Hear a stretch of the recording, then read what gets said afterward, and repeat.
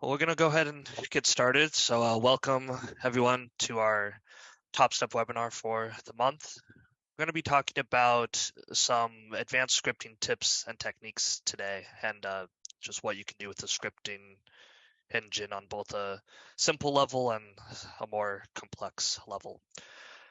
My name is Rob Shine. I'm one of our developers here. I've been working here since 2016. So, in OpenAir scripting is basically a way to create custom enhancements for your business, for your system. So you can go behind the scenes and change things that OpenAir does not do out of the box. So the scripting engine itself uses standard JavaScript with OpenAir specific libraries and code to do some of these commands, such as modifying records in the database. And unlike web-based scripting, we can't use OpenAir scripting to change the user interface. This is strictly a back-end, behind-the-scenes deal when it comes to OpenAir scripting. So let's talk about the types of scripts. So there are form scripts and there are scheduled scripts. A form script has a trigger that is instantaneous upon certain events happening, such as saving a record or submitting a form. Those types of triggers will automatically kick off a form script to run. So it's really useful when you're trying to validate the data that is on the form. For example, if you have a form script that is only supposed to be submitted when a certain value is set or a certain criteria is set on the form.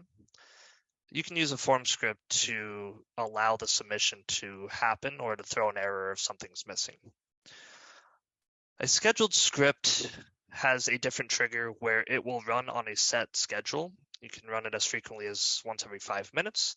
You can run it every day. You can run it every week. It just depends on what you need the script to do and how often you need it to run. Some folks have used scheduled scripts as scripts that they will manually run. So think month end, for example, when you're not necessarily needing the scheduled script to run every week or every day, but you have more data involved in month end than what a form script can handle. Then you can use a scheduled script. Contrary to the name, you can run it manually, but it has the capability to handle more data than a form script can. One thing about scheduled scripts that is important is this note at the bottom where scheduled scripts require additional setup that has to be done by NetSuite and OpenAir support for Sandbox. For production, we're good, but for Sandbox, there are specific switches and triggers that need to be enabled. So if a script gets kicked off in Sandbox and it seemingly runs forever, that's an indicator that the switch is not on. Okay, let's talk about scripting governance now. So OpenAir has limitations on the number of commands, transactions, etc., that it can do in a given time frame for a given script. So an example of reading a value from a form will take 1 unit, which is pretty mild when it comes to how many units are in play here, where writing an error message to the log, for example, is going to be 4 units. So you have to be careful sometimes when it comes to scripting governance. Usually, the bigger problems with governance come with just the sheer amount of data that you are trying to read and manipulate. So if we run into issues with governance and scripts are timing out because there's just too much to process, a lot of times we'll have to split it into multiple scripts or add any additional filters or criteria. For example, if you've got a script that is reading every active project in your system, you may not need it to read projects that are in certain stages. So you could filter it further by adding not only the active criteria, but also a couple stage criteria in there. And that would limit how many reads you have to do, saves you units, saves you governance. So here are some of the limits. Form scripts have a 5-second runtime. They're quick. They're used for those instant triggers. That means that when it comes to big data and many different reads or commands, form scripts don't usually get the job done. But it depends what you need the form script to do. Scheduled scripts have 1 hour of runtime and much higher number of units to work with as well. So that's where we're going to do a lot of our bigger bulk updates and not worry about the limitations that a form script would have. Okay, so scripting within OpenAir. So this is a screenshot of the OpenAir UI and where to find the scripting center. So you'll go to the administration gear icon on the bottom left, and it's just at the bottom here beneath the application settings. When you get to the scripting center, you'll see what we have in the center here, basically a navigation bar that shows the form and the schedule tabs. It also shows library parameters and solutions. The gist of those is that they assist the form and scheduled scripts. A library is just a way to store code, useful code that can be reusable, and we can reference that code in multiple scripts, so we don't have to write the same code over and over and over and over again. And we'll see some more parameters later, but parameters are nice because they allow you to set a value that the script can read outside of the script itself. So you don't have to go in and change the code or anything, which a lot of people are not tech savvy enough to do. And parameters are a really good way for them to do that. But we'll have a couple examples of that. But the gist of the scripting center is it basically acts as a container within OpenAir. So your anything and everything scripting related just lives here. Okay, so let's talk about the deployment cycle of a script in OpenAir. So the scripting center has workflows and statuses basically that allow you to know what they're going to be doing and how they're going to run. So a couple examples on the left side here in the screenshot.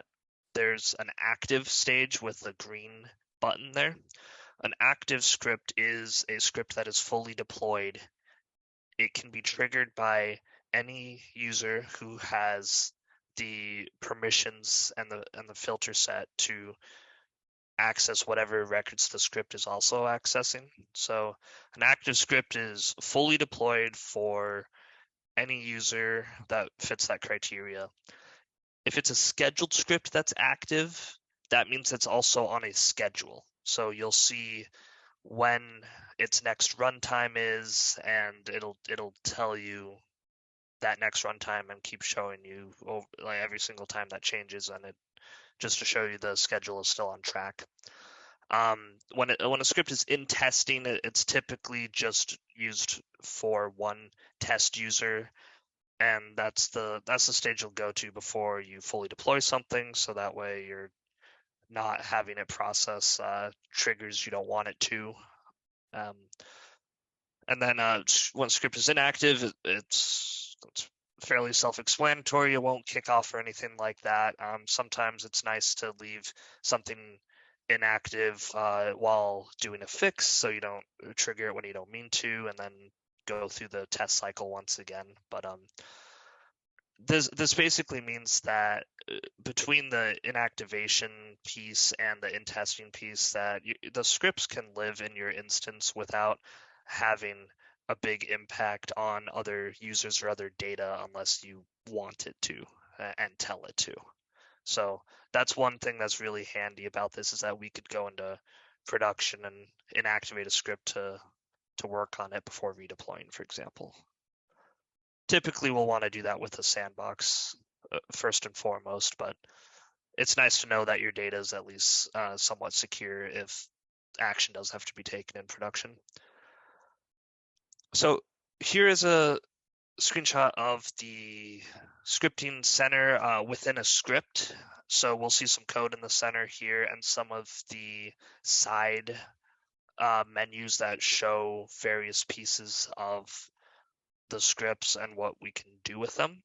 So we've got just the script code itself, and then the script center functions, all these explorers, the SOAP explorer, the functions explorer, the script parameters, all that type of stuff is basically references and, in the parameters case, data values that we can access within the script.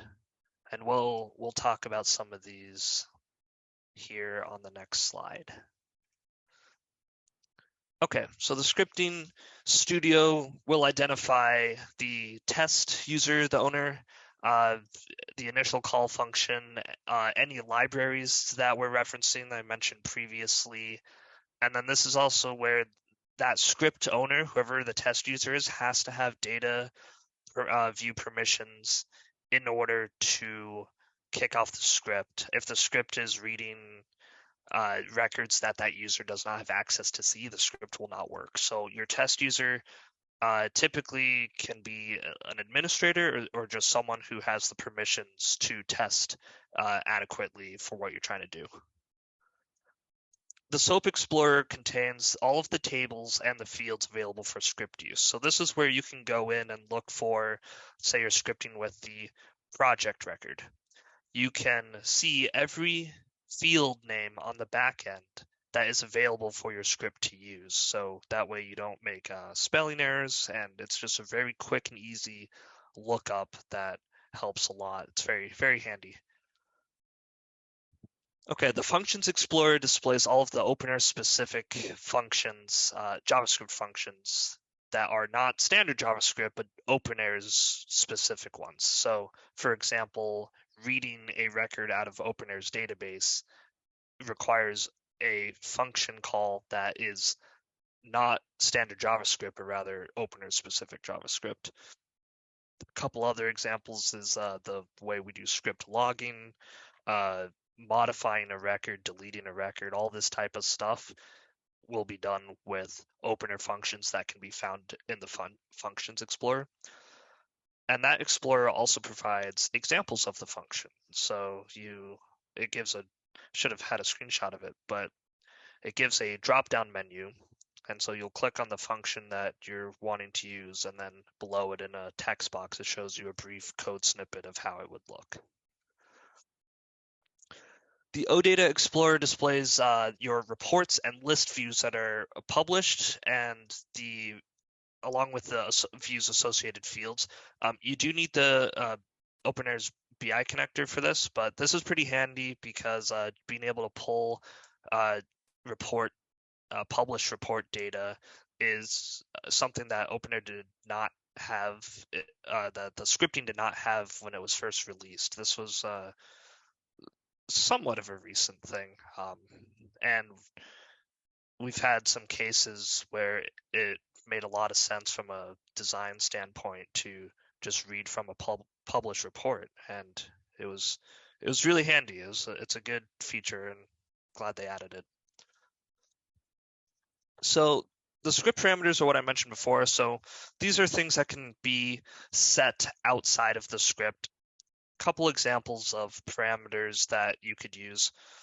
Say you want to send an email notification to a specific user in your company. You could set a parameter, just a text parameter to that user's email address, and have the script reference that parameter, and it'll know to look up that parameter and say, okay, what value is in here? It'll find that email address, and then when you reference it in your code, it'll send the email to that user. Let's say said user retires or shifts roles or leaves the company or something, and you need the email still, but it needs to be sent to the new hire or something. Then you can go to that parameter and change the email address, and you don't have to touch the code. You don't have to go into the script at all. You don't have to redeploy the script. You change the parameter, and the script is smart enough to recognize that there's a change and read it and get the right value every time. So those can be pretty handy, and not having to mess with the code is always a plus, since it's not always the easiest thing to do. Custom fields. So custom fields can be referenced by scripts as well. You're not limited to just standard fields, and you can basically select which custom fields are involved in the script, and it lets you see which ones are being referenced relatively quickly, and also what table record they're associated with. Terminology. So this displays instance-specific backend terminology, which very, very rarely changes. This isn't something we've had to really mess with, but it's nice to be aware that it at least exists. Then the form schema is a form scripts only thing, where it shows form fields with their API names. This can come in handy just as a real quick way to reference one or two specific fields you need without having to read the entire form. Because in a form script, the way you would typically read the field values from the form that you're working with is with an OpenAir specific function that gets the values off of that form. It gets all of them. So if you only need one or two and they're available in the form schema, you can grab them that way, and it's nice and quick, and you don't have to worry about reading values that you don't need. Okay, so let's talk about some of the OpenAir specific JavaScript. So they'll all start with this NSOA prefix, just NetSuite OpenAir. So context is system information. This is how we track the units that we talked about earlier. So there's a specific function where we'll say, NSOA dot context dot remaining units, and we can log that and track how is our script doing in terms of units and processing time. NSOA.form, these are the functions that are used exclusively for the form script. So this will be able to retrieve the data from a saved or submitted form. Meta is how we log. So when we're creating script logs, this is what we use. This is also what sends email alerts. The NS connector is a cool one that also didn't exist right off the bat. It allows the script to execute the NetSuite integration that's in your OpenAir instance already. So that pre-configured one that comes out of the box can be executed to run via script, which is kind of cool. Record. So this allows for a couple things, but it allows you to create specific records within OpenAir when you're going to create maybe you're creating a bunch of new tasks when a project is created. This is the function library you would use to do that. It's the one you use to basically handle anything related to records: read, update, delete, etc. Well, real quick, back on the NetSuite connector, just for your information, we have not seen a lot of value for folks running the entire NetSuite integration in one shot out of a script. What we have seen and what you can do with this library is run one of the chapters and one of the workflows out of that NetSuite integration. So after the script does, X, Y, or Z, push the projects to NetSuite or bring the projects in from NetSuite or invoices or what have you. You can specify a specific workflow or chapter out of that NetSuite integration with this. Awesome. Okay, then moving on to the next library here is the report one. So I mentioned this one briefly on the previous slide, this is when we need that business intelligence connector for, but this is how we access the data from published reports in the system. So that one can be very useful. Again, you do need this business intelligence connector enabled in your system in order to use this, though. Okay. WSAPI. So this is how you would manipulate some of the data. So it kind of works in tandem with the record one sometimes. So when we're creating a record, like a new task, for example, you'll use record to set up, okay, I want to create a new task object, and you'll use that function to set that up and set all your field mappings. You'll use the WSAPI one to actually trigger the creation itself. So this is what's going to trigger the creations, the adds, and the deletes. The record sets it up, and this one kicks it off. The HTTPS one is really, really nice. Again, this one did not exist out of the box when the Scripting Center came out, but this allows you to connect to other applications using web service methods as long as they have a REST API. But we're going to talk about that more in just a little bit. So here's an example of a form script. So on the left side, you'll see the create drop down here. And that just shows a small amount of the many form scripts that you can make. In this example, we're going to be looking at a project milestone form script. And the brief synopsis of the code on the right is we're essentially looking to see if this milestone has been closed. So we're looking to see if basically the form after the save, if that closed field is checked now, we know that the task is closed. And then what we want to do after that is set the completed date. They've got this, in this example, there's a task completed custom field. And so the cool thing with these form scripts is that they're basically smart enough to take a snapshot of the form or the record before the save and after. And so we can do these comparisons like, okay, was this field set differently after the save happened? And if so, let's take an action. In this case, the milestone gets closed, and then we're going to set this task completed custom field. And then you'll see a few of the NSOA prefixes that I mentioned, such as towards the top, I don't know if my mouse shows up, but towards the top, we've got the nsoa.form.getNew and getOld records. Those are the functions that handle your before save snapshot and after save snapshot, for example. So every OpenAir script will kind of be littered with those NSOA functions. Very, very useful. So here are a couple of schedule script examples that we have built in the past. And a lot of these we've built many times in the past and tweaked them slightly depending on what the client needs.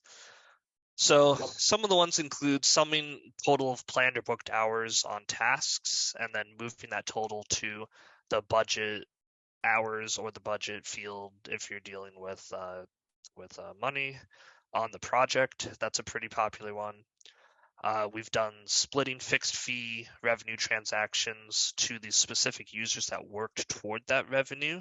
That one's been done a lot. Very, very handy. Copying a field on a project properties to every charge. You can do a lot of these copy project values to various records associated to the project. I just did one recently that copied some project info to the invoice, and they were using the one project per invoice setting. So for them, that made a lot of sense. But if you're not using the one project per invoice setting, then mapping these project property field values to the charges makes more sense. So it just kind of depends on what the client is needing. And then another useful one has been updating custom project fields with dates. So this is similar to the form script we just looked at, where we saw the task completed custom field.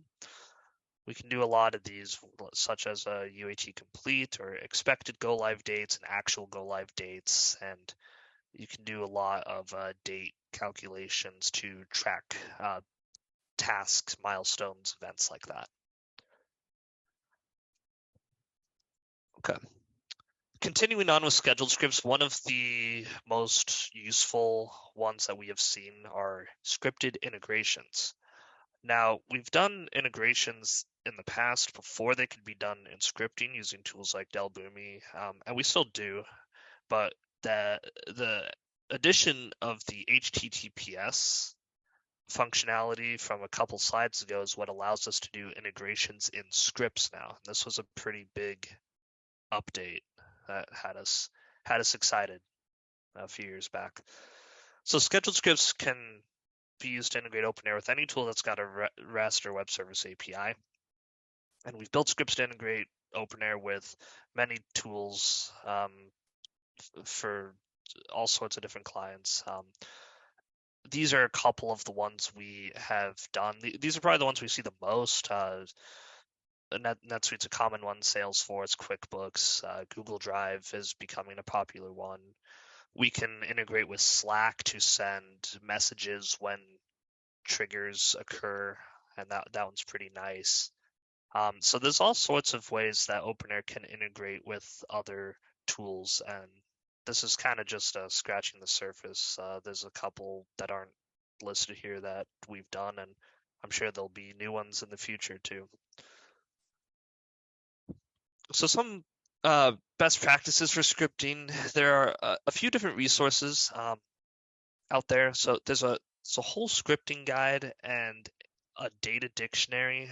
So the scripting guide is going to explain a lot of the functions that I've kind of touched the surface on, such as those form functions to get the new and old record versions, like modifying or creating records. So that's kind of what's in the scripting guide. There's quite a bit in there.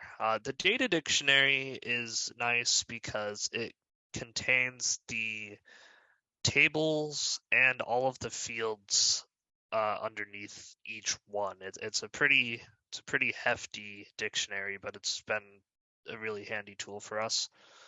And then there's lots of JavaScript reference sites that come in handy. W3 Schools is a good one.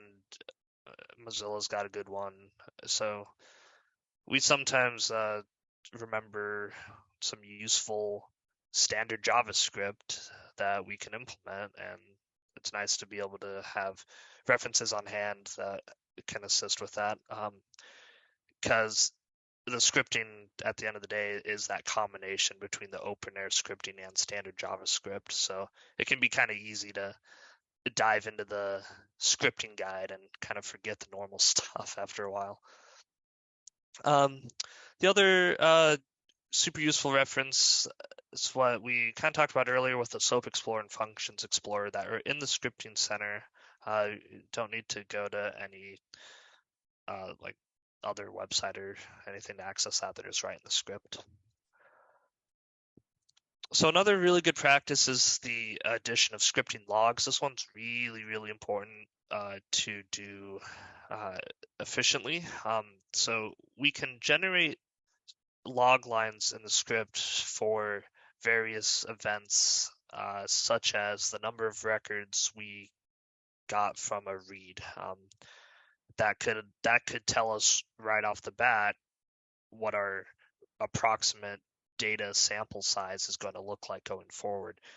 When I build scripts, I will build out the first read for whatever record we're looking at, whether it's project or invoice or expense report, and I'll log the number of records and I'll save it I'll run it and then I'll go back in and start typing the rest of it. So that way I can see, and then when that run is done, I can see right off the bat, okay, how many records are we working with here? And that kind of helps me right off the bat kind of know our data sample size.